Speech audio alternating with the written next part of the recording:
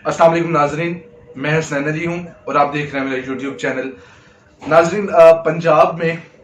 इंतहाई गर्म माहौल देखने को मिल रहा है और दोनों जमातों की जानिब से एक दूसरे को अपोज किया जा रहा है, क्योंकि 2 दिन बाद जो है वो पंजाब असम्बली में इलेक्शन है और बज़ाहिर जो है वो पाकिस्तान तहरीक इंसाफ जीतती हुई नजर आ रही है। लेकिन इस इलेक्शन में, इस जीत में जो रुकावटें डाली जा रही हैं उसको लेकर मैं आज आप सबके सामने हाजिर हुआ हूं। देखिए नाज़रीन, 17 तारीख को जो इलेक्शन हुआ वो उसमें बिल्कुल जो क्लियरली ये हमें नजर आ रहा है कि पाकिस्तान तहरीक इंसाफ 15 सीटें ले चुकी है और 2 सीटों पर अभी जो है जो उसका फैसला है वो पेंडिंग है, क्योंकि उसको सुप्रीम कोर्ट में चैलेंज किया गया है और मुख्तलिफ एक हलके में तो ये कहा जा रहा है कि रिटर्निंग ऑफिसर जो थे उन्होंने बताया, उनका बयानिया जो है वो सामने आया कि किस तरह इलेक्शन करवाया गया वहां पर, पोलिंग का सिस्टम करवाया गया वहां पर। तो बहरहाल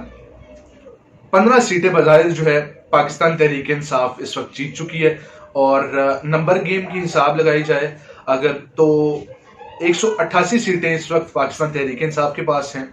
और 173 सीट्स जो है वो इस टाइम नून लीग के पास हैं। तो अगर आइन के हिसाब से देखा जाए और कानूनन हिसाब से देखा जाए तो फिल फोर हमजा शहबाज साहब को जो है वो अपना ओहदा छोड़ देना चाहिए। क्यों? क्योंकि देखिए, ये सितम ज़रीफी देखिए कि 188 सीटें इस वक्त पंजाब असम्बली के अंदर मौजूद हैं और जो हमारा सिटिंग चीफ मिनिस्टर है उसके पास 173 सीटें मौजूद हैं। ठीक है, यानी कि इलेक्शन से कबल ये प्रूव हो चुका है, साबित हो चुका है कि जो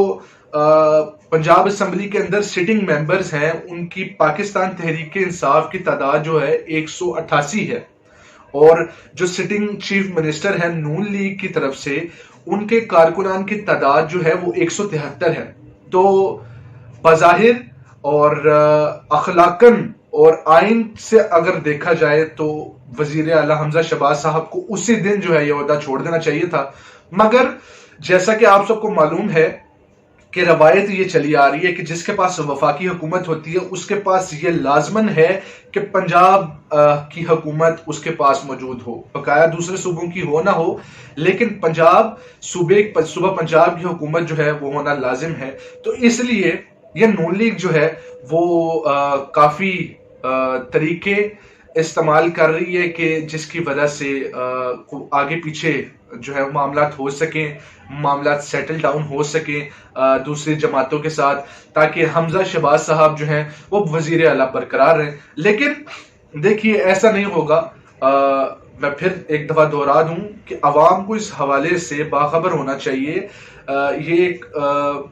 पढ़ी लिखी बात है, आइन की बात है कि वजीर आला हमजा शहबाज इस वक्त कह लें कि उनका ओहदे पर रहना बनता ही नहीं है, क्योंकि 188 मेंबर्स जो हैं इस वक्त जो असम्बली में मौजूद हैं वो पाकिस्तान तहरीक इंसाफ की जानिब है। लेकिन जो इनकी तरफ से चलाकियां की जा रही हैं उसके हवाले से मैं आप सबको बताता हूँ। देखिए, ये तो रवायत रही है इसके साथ साथ पाकिस्तान हुकूमत में, पाकिस्तान में कि जैसे ही वफाकी हुकूमत जिसके पास आती है वो कोशिश करते हैं कि पंजाब हुकूमत उसके पास रहे। तो नाजरीन, अगर ये याद रखें कि ये पंजाब हुकूमत परसों पाकिस्तान तहरीक इंसाफ के पास चली गई है, तो जनरल इलेक्शंस अगर नून लीग कह रही है ना कि अगले साल होंगे, ये हरगिज नहीं होगा। पंजाब असम्बली तहलील कर दी जाएगी और फिर जोर डाला जाएगा वफाकी हुकूमत पर कि फिल फोर जो है वो इलेक्शन करवाए जाए। इस हवाले से मैं इंशाल्लाह मजीद आप सबको बताऊंगा। लेकिन अभी जो सूरत हाल है पंजाब में वो मैं आप सबको बताता हूँ। वजीर दाखिला पाकिस्तान राना सना साहब की जो है वो धमकियां जारी होना शुरू हो गई हैं और उनका बयान दिया है कि 5-6 मेंबरान को आगे पीछे किया जा सकता है। ये लाजिम नहीं है कि पाकिस्तान तहरीक इंसाफ ये इलेक्शन जीत चुकी है। यानी कि ये किस तरह की सितम ज़रीफी है, ये कितना जुल्म है अवाम पर कि अवाम अपनी मर्जी से, जो कि आइन ने हक दिया है, वो पाकिस्तान में जो फंडामेंटल राइट्स दिए गए हैं अवाम को कि वो अपनी मर्जी से किसी मेंबर को सिलेक्ट करें اور اس ممبر کو جو ہے آگے پیچھے کر لیا جائے یا ضمیر فروشی کی جائے اس کے ساتھ. تو یہ رانا ثناء اللہ کا جو بیان ہے میں اس کی شدید طور پر مذمت کرتا ہوں, اور یہ جو اس طرح کے سیاستدان ہیں ان کو سخت سے سخت سزا دی جائے اور ان کو جیل میں ڈالنا چاہیے جو عوام کے حقوق غصب کرنے کی بات کرتے ہیں. اس کے بعد ناظرین زرداری صاحب جو ہیں وہ اس ٹائم آن فیلڈ دکھائی دے رہے ہیں, اور جناب ضمیر فروشی کے معاملات چل رہے ہیں, جیسا کہ ہارس ٹریڈنگ کی گئی تھی سینٹ کے الیکشن میں, یاد ہوگا آپ سب کو, اور وہاں پر انہوں نے الیکشن جیت لیا تھا ضمیر فروشی کے سبب 25-25 کروڑ روپیہ دے کر. آج بھی اسی طرح کے معاملات سامنے آ رہے ہیں, اور پاکستان تحریک انصاف کے ایک ممبر کو جو ہے وہ خرید لیا گیا ہے 40 کروڑ کی عوض, اور آج وہ 2 دن قبل جو ہے 18 تاریخ کو ترکی کوچ کر گئے ہیں, اور جناب انہیں معلوم تھا کہ 22 تاریخ کو الیکشنز ہیں, پر پھر بھی وہ ترکی چلے گئے اور انہوں نے یہ بہانہ بنایا کہ میں جو ہے الیکشن میں جو اپنا ووٹ کاسٹ نہیں کر پاؤں گا. تو یہ وفاداریاں تبدیل کرنا تو یہ شروع سے ہی ہمارا ایک روایت رہی ہے, لوٹا گیری جو ہے یہ بھی ایک روایت رہی ہے. تو یہ گرم ماحول جو ہے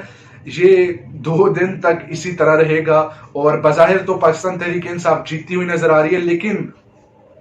کوئی پتہ نہیں کہ عین اس وقت تک جب تک الیکشن نہیں ہوتا کچھ بھی ہو سکتا ہے. ممبر جو ہے وہ آگے پیچھے واقع کیے جا سکتے ہیں رانا ثناء اللہ کے بیان کے مطابق. اور دوسری جانب ناظرین شجاعت حسین صاحب نے تمام افواہوں کو جو ہے وہ دم توڑ دیا, اور یہ جو گردش کر رہی تھی باتیں کہ شجاعت حسین صاحب جو ہیں وہ ساتھ نہیں دیں گے پرویز الہی کا, انہوں نے آج اعلان کر دیا, کیونکہ ووٹ آف نو کانفیڈنس سے پہلے جب پنجاب اسمبلی میں لائی جا رہی تھی تو اس ٹائم شجاعت حسین صاحب نے نون لیگ کا ساتھ دینے کا فیصلہ کیا تھا, اور زرداری صاحب سے ملاقات کے دوران انہوں نے کہا تھا کہ میں نون لیگ کا ساتھ دوں گا. لیکن یہ ایسا ہو نہیں سکتا تھا کہ ایک بھائی جس کے پاس مینڈیٹ موجود ہے, حکومت اس کو مینڈیٹ دینا چاہ رہی ہے, اور اس کے پاس ٹوٹل جو سیٹس ہیں وہ بھی موجود ہے وزیر اعلیٰ بننے کے لیے پنجاب کا, تو